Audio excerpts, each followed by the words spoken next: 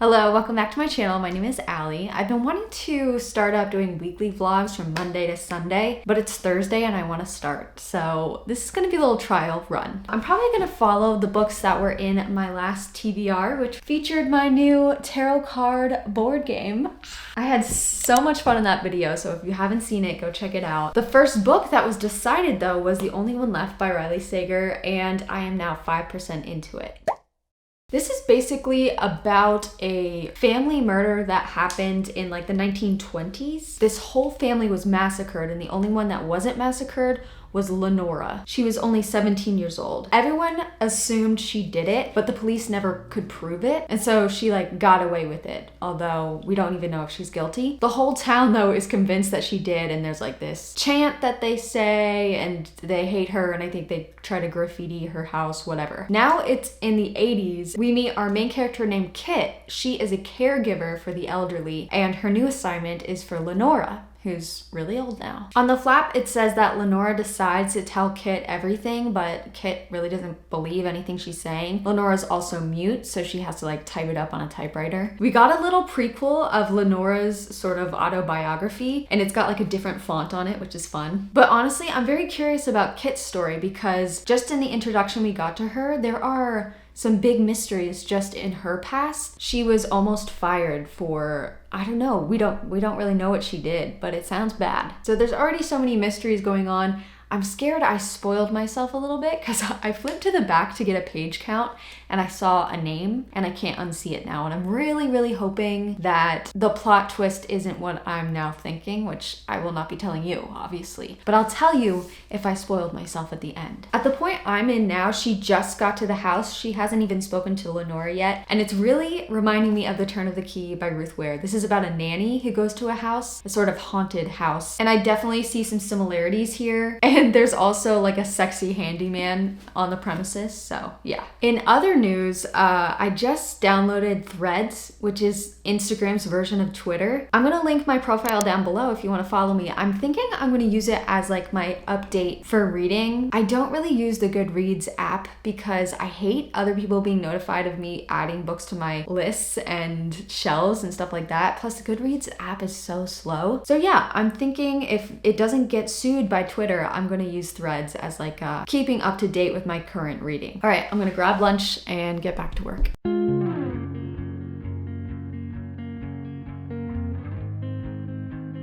Guys, I hardly got any work done the last 2 hours. I may be fired with how little I did. But it was worth it because, first of all, I got a notification saying that NetGalley approved me for Ainsley Hogarth's newest book called Normal Women. Ainsley Hogarth is, of course, Mother, because she wrote Mother Thing, which was my favorite book of last year.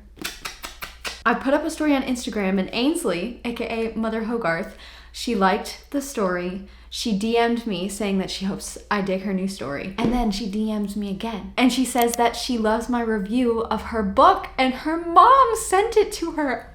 I could have died. I think I did a little bit. I'm fangirling so hard right now. It's like,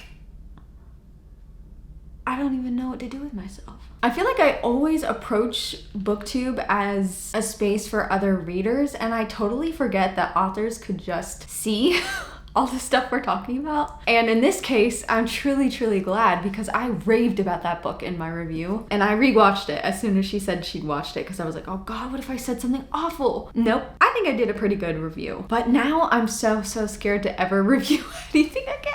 I feel like I'll just read Normal Women on my own time, or maybe I'll vlog it but never publish it. And if it is a raving 5-star review, I'll publish it. If not, I don't think I could handle it. I couldn't handle her seeing that I didn't love it as much as Mother Thing. So I just had to share that with you because it's changed my life. Oh my God, I'm so dramatic. Also, I just realized I look like her just then. My God. I am flying on a high that I don't want to get down from.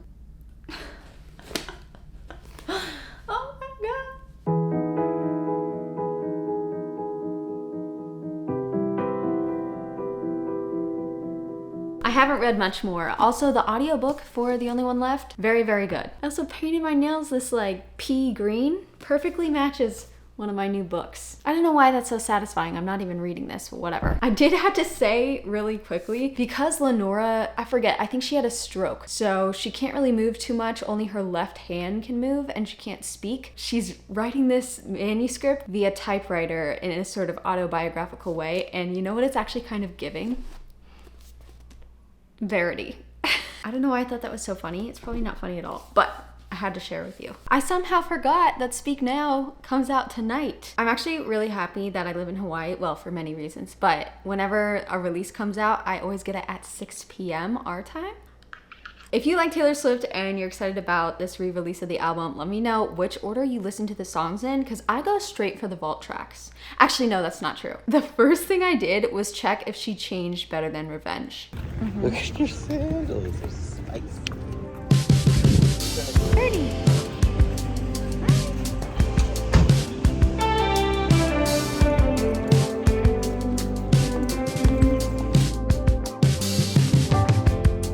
When I saw you walking down that hill, head high and shoulders. All right, I'm on page 136, not quite halfway, about a third of the way through, and I am getting a little impatient, I have to admit. There are so many answers that I want, so many questions I want answered, but I feel like we're rushing things. For example, Kit, the caregiver, has been there for like one night, and she point blank asks Lenora, "Did you do it?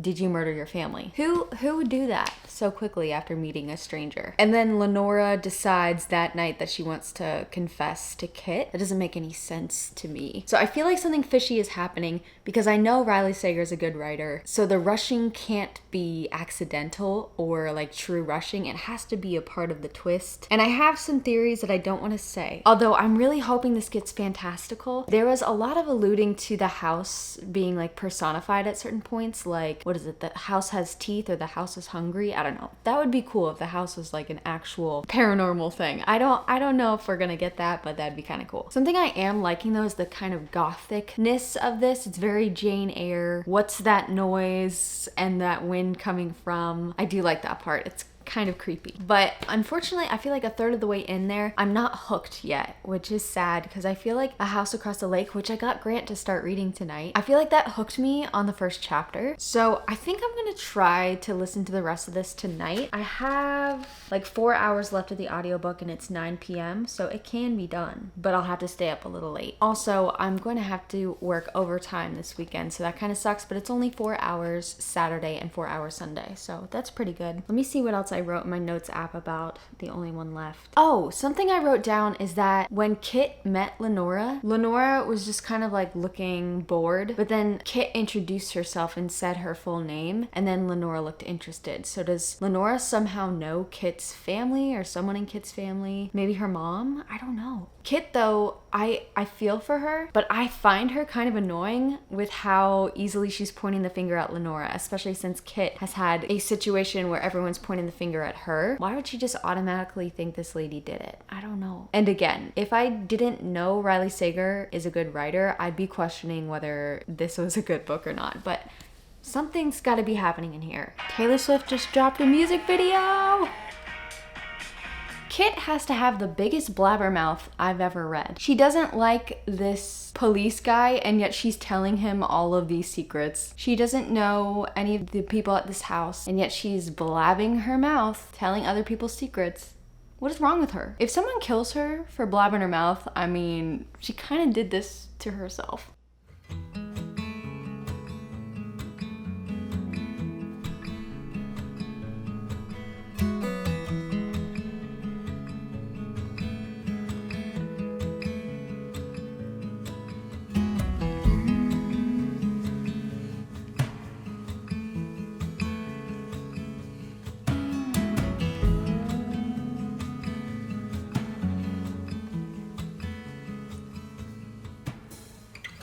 Okay, I just finished it and I have to be quiet because Grant's sleeping. First off, I was spoiled a little bit when I flipped to the back of the book, like I was saying earlier the other day, but several things happened that I wasn't expecting, so that is good. That's what I'm always looking for in a thriller mystery, but I just don't know. I don't know what I think. Kit was one of the most annoying people I've ever read. I still can't believe she did the thing with the snow globe. Like, damn. I do like how fast-paced the ending was. I feel like that was what I was searching for the majority of the book, but also the majority of the book was kind of slow, which makes me not like it as much. But I just don't know. I'm gonna have to sleep on it. Good morning. Happy Saturday.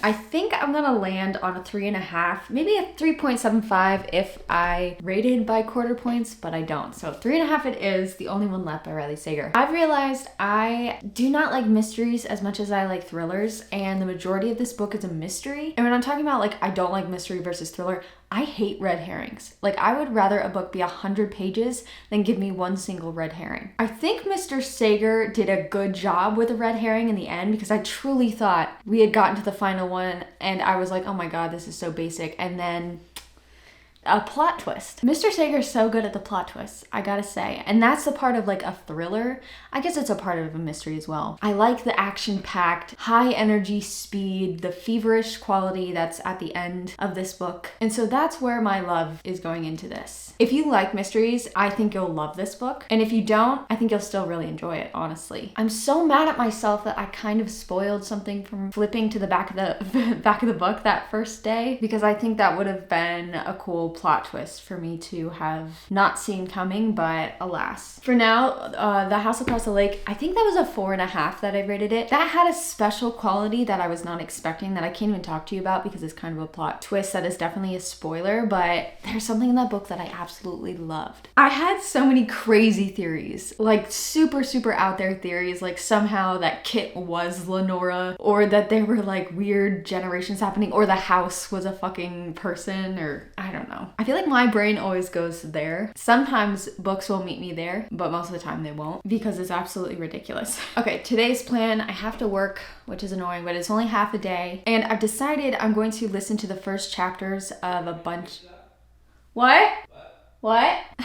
I've decided that I'm going to listen to the first chapters of a bunch of different audiobooks that I have on my library app. This is how I usually decide if I'm going to purchase a book. If the first chapter is like unputdownable and it has a certain quality I like. Honestly, sometimes it doesn't even need that quality. Sometimes I'll just go and get it.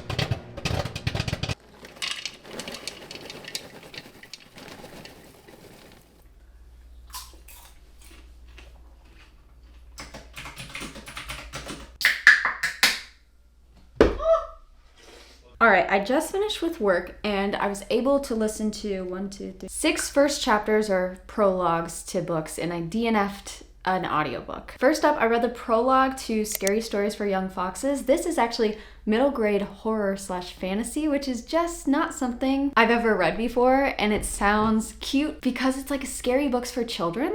That sounds amazing. I rated these all by intrigue, and I gave this one a 4 out of 5 just because this is the prologue to all of the stories, and so I really want to hear an actual story and not just like the setup for it. So in this book, it's like a bunch of fox cubs, I don't know what they're called, I think kits, and they ask their mother to tell them a story, and the mom's like, I'm all out of stories, but don't you dare go to this one place because it'll put the white in your tail. It'll scare you so bad. And so of course the kids are like, bye mom, we're going to go hear these scary stories. They wake up this old elderly sounding character and he's just about to scare them silly, and I want to know one of the stories. Next was The 7-Year Slip by Ashley Poston. This is the author of The Dead Romantics, which was absolutely everywhere last year. I still haven't read it yet, but I'm very excited. This one, I read the prologue in the first chapter before I even read the synopsis of the book, so I had no idea like what to expect. The prologue was very cool because it was about this lady and her grandmother was telling her that the apartment was magical, and it instantly excited me because it's like that thing I was looking for in The Only One Left by Riley Sager, like that weird magical house. But then the first chapter of this, honestly, was so just like,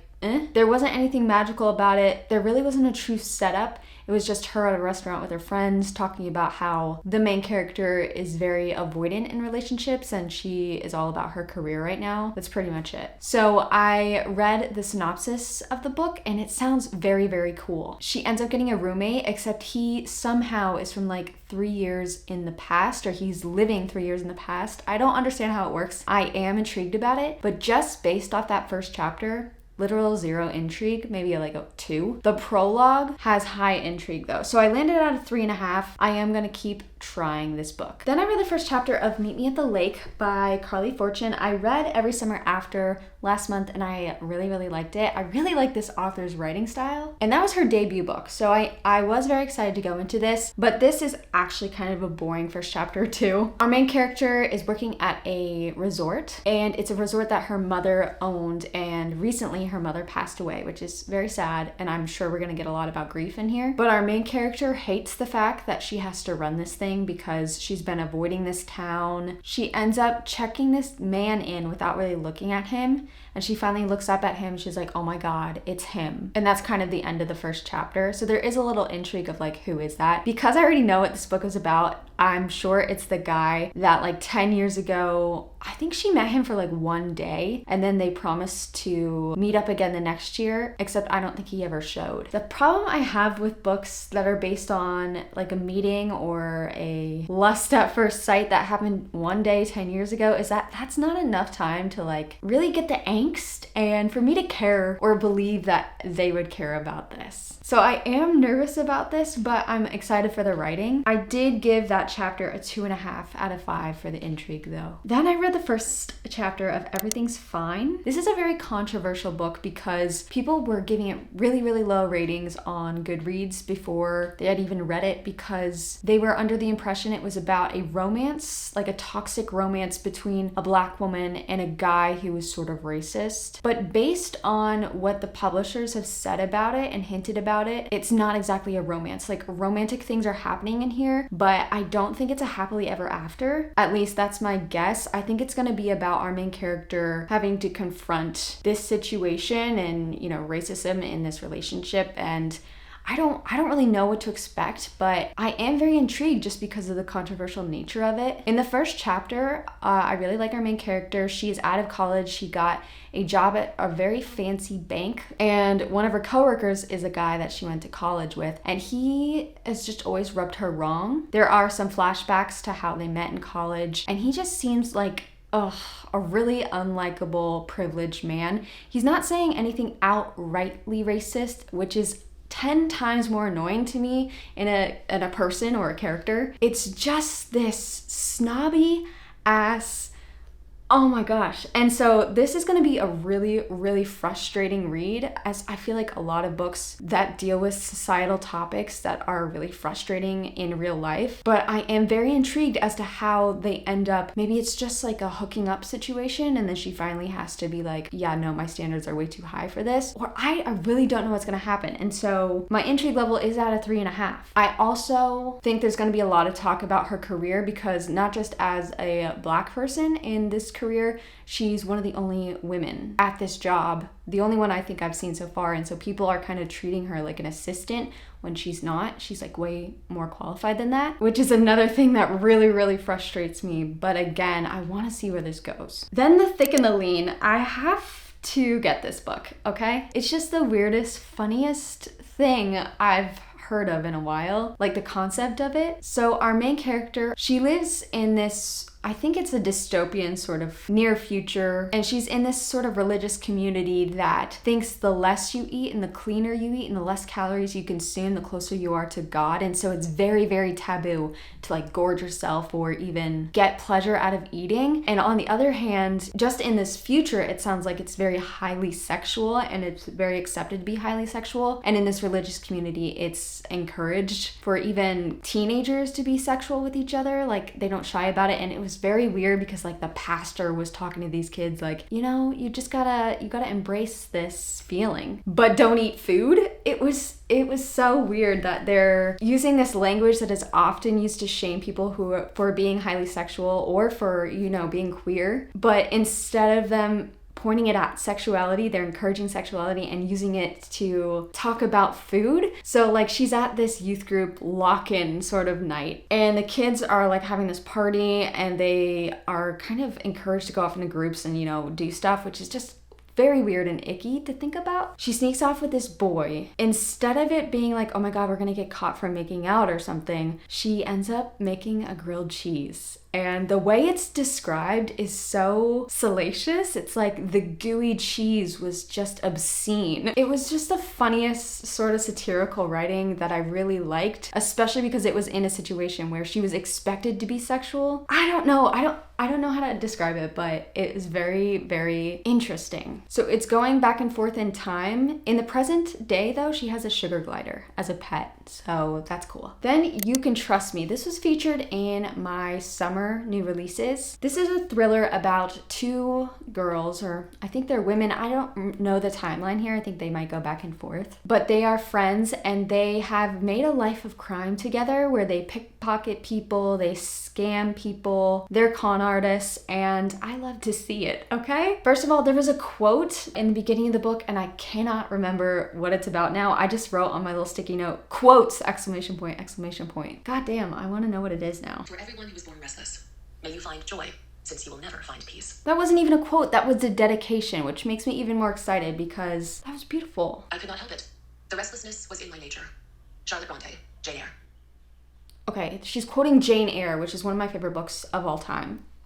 We got the point of view from one of the girls, or the women. I can't tell how old they are at this point because there's a flashback to when she's a child and her mother kind of taught her to beg for money. And then I think as an adult, she's in this club and she's like scamming people left and right with little to no sympathy. However, there was a really cool line that she said pickpocketing requires a lot of empathy because you kind of have to put yourself in the person's shoes to see how they would feel it so that you can avoid them feeling. It was just, I don't know, it was very cool to think about. I do know the synopsis of this story is that one of the friends goes missing because she ends up conning this billionaire to go to his island, and then like no one can hear from her. So the other friend ends up going and trying to investigate what happened. I am pretty intrigued on this one. I gave it a 4 out of 5 of intrigue. And then I tried Daughter of No Worlds. This has been going viral. I think it's on Kindle Unlimited and I'm gonna have to check it out there, the ebook, because I just don't think I like the audio narrator.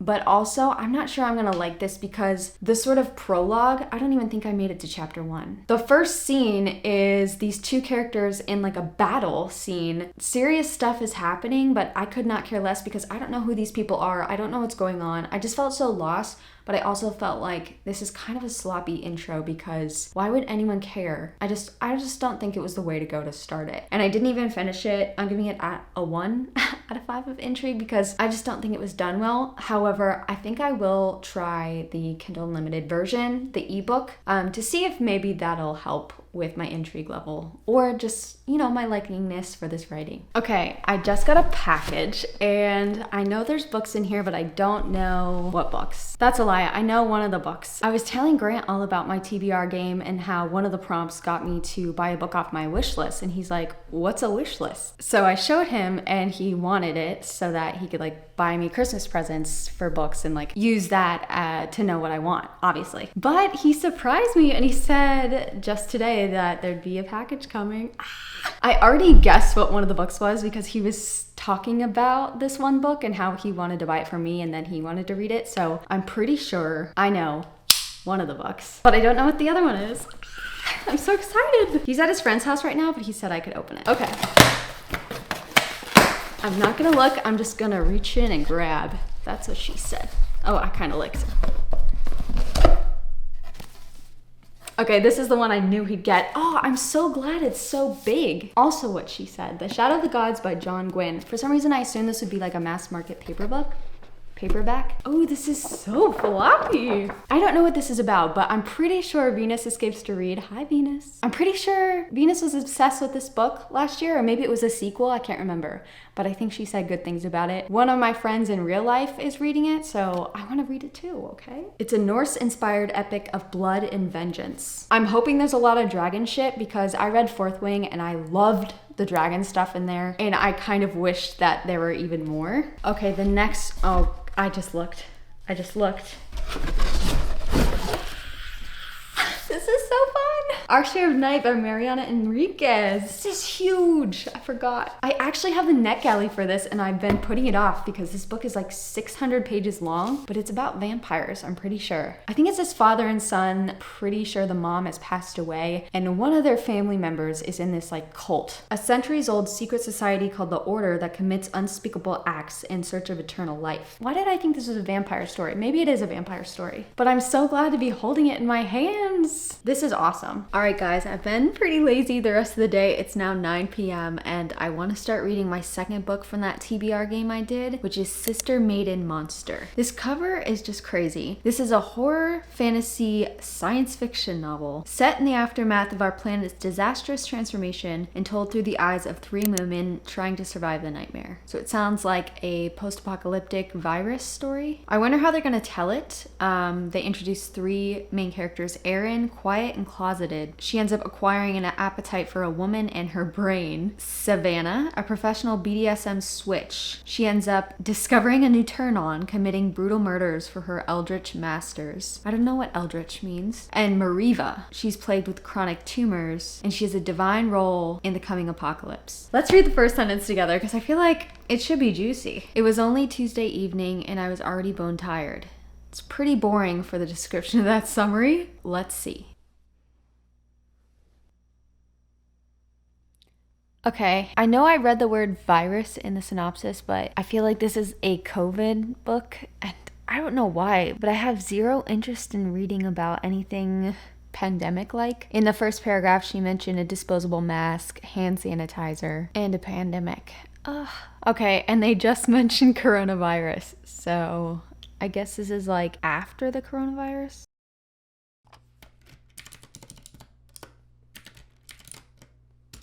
All right, another weekend day of overtime, and I ended up listening to another 6 book first chapters or prologues. So let me talk about them quickly. First, I have The Rachel Incident. This is a literary fiction novel. The first chapter is all about this woman who lives, I think, in Ireland. She is a journalist, maybe? I already have forgotten like all the details of all these books. But she's pregnant, she's on a bus, and some guy's like, hey, how's Professor so-and-so? And she immediately kind of clams up, so you know something went down with her and this professor. And the guy's like, sorry, you always just seem so close to him. I was wondering if you'd heard how he's doing because he's like in a coma or something. I hope I'm not making half of that up. That chapter kind of ends with her being like, oh my god, I have to go see him. Maybe that's not how it ended. Sorry, this is the first one I started with this morning, and it's now 5 o'clock. I went and I read the synopsis after, and apparently while this girl is in university, she has a best friend and she falls in love with her English professor, I'm thinking, except he's married. So it's this whole drama, I think, in the past. Very curious about the drama of this. That first chapter though, I'm just gonna give a 3 because I didn't know it was gonna be that juicy of a story just based on this first chapter. Next, I listened to Anon Please. This is a fiction story. If any of you follow Dumois, it's a gossip Instagram, and I'm obsessed with it because I'm a nosy little bitch. And for some reason, I'm entertained by the lives of little celebrities. I can't even say that. I'm sorry, I stuttered. I have been following Dumois for a while, and they've spoken a lot about how this is sort of autobiographical of how she created her, what is it called, a channel on Instagram? What is it? Whatever, her Instagram.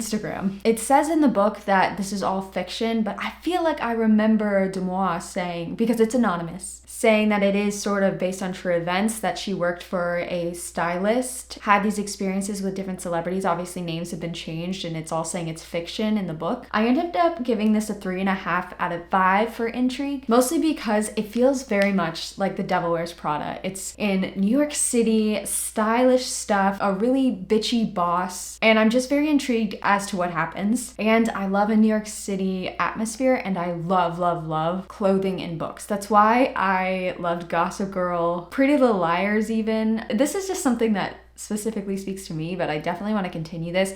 It does seem like it's going to get really stressful just because this boss is basically abusing her staff, so that's annoying. Then I read the first chapter of When in Rome. This is a romance, and I really want to read the second book in this series, this one, but I am a completionist and I can't start with the second one, so I'm gonna have to read this one. I did give it a 3 out of 5 for intrigue because it just seemed, you know, straightforward and not very interesting.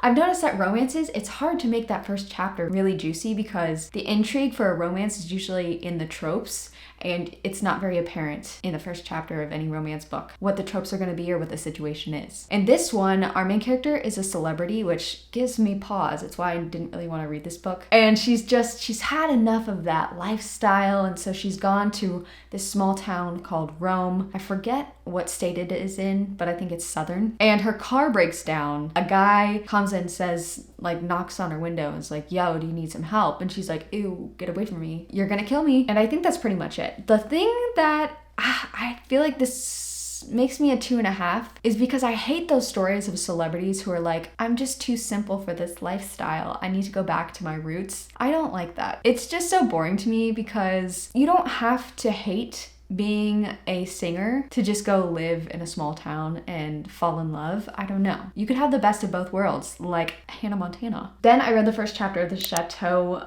This is a thriller horror. I actually didn't read the synopsis at all because I do not like this audio narrator. It kind of gave me a similar feeling to Daughter of No Worlds because first of all, I didn't like the narrator, but also it dumped us in the beginning into a deadly situation. There's like a dead body, there's a bunch of characters, things are happening, and I have no idea what's going on. I just realized I'm not a fan of that kind of introduction into a book where they give you a situation and then they kind of pull back and be like, 2 months earlier. Not a fan of that kind of writing. But this chapter was way shorter than the one in Daughter of No Worlds. And because it's in a chateau in France and there's like a group of girls, I'm more intrigued than I was at Daughter of No Worlds. So I think I do eventually want to read this. I gave it a 3 out of 5 for intrigue. Next was Bookworm. And this is, I guess, a literary fiction. I think it's satirical and I kind of had to giggle. It's this sort of pretentious sounding woman sitting in a cafe and she's reading what seems to be A Little Life. She's talking about how she's reading a very popular release right now and how everyone's reading it and there's a picture of a man crying on it, but she finds it to be very, very boring.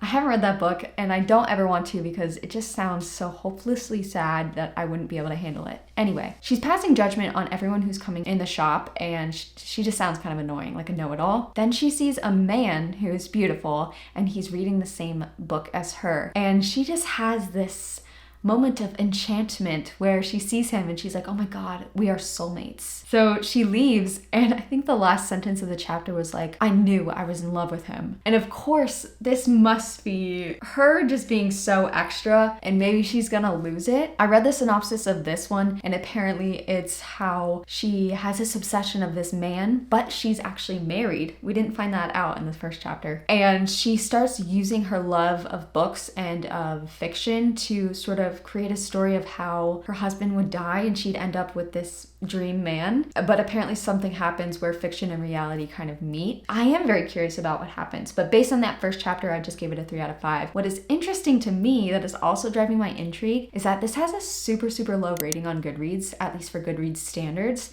And I'm so curious as to know why, but I will not read the comments because I don't want to like spoil myself or anything. Have any of you read this? Because I'm so curious. And then we have Yours Truly by, what's her name? Abby Jimenez. This is the sequel to Part of Your World. I thought this was a solid 3 stars, which sometimes can be worse than like a 2-star, honestly, because it's kind of boring. So I wasn't actually planning on picking up Yours Truly, but I've seen so many great reviews of this. And I do remember liking Bree. That's the main character of Yours Truly. I liked her in the first book. I'm actually giving this a 4 out of 5 for intrigue. Bree is a doctor at a hospital and she's kind of up for promotion, but something happens in the first chapter where I don't know all the titles of people. I'm trying to think of like Grey's Anatomy right now. The chief of surgery? I don't know. He says that, wait, there's this new guy and we want to give him a chance to see if he'd be good for the job. And Bree's like, I've been here for 10 years and you're considering someone who's been here for like 1 day? What the hell? So she's upset. She instantly hates this man who she hasn't really met yet. Although it's been his first day of work and he had 7 people die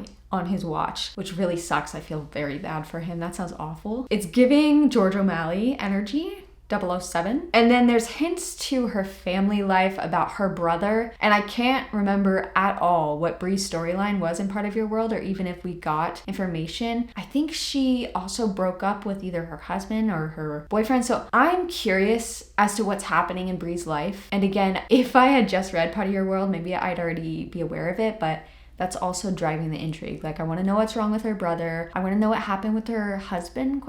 And I want her to interact with this man, and eventually they're going to fall in love. So yeah, that was my tri-chapter adventure for today. And now I'm going to read some more of Sister Maiden Monster, which definitely, if you have a weak stomach, probably another book for you. Don't you let it go.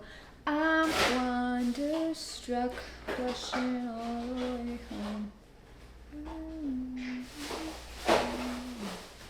I wondered if you knew I was enchanted to meet you.